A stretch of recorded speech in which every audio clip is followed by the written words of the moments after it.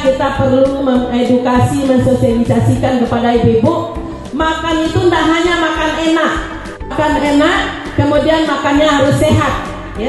Dan B2SH itu adalah dia beragam, bergizi, kemudian seimbang dan aman untuk anak-anak kita.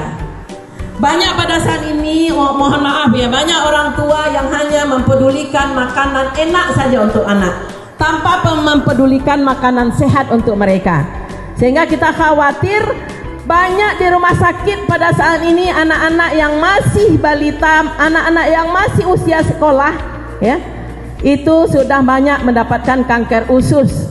Kenapa? Karena memang makanan-makanan yang berbahaya, makanan-makanan yang mengandung pengawet, makanan-makanan yang mengandung zat pewarna berbahaya, ya, ternyata tidak hanya menyebabkan kita tidak bergizi, tapi juga menyebabkan kita penyakit yang berbahaya.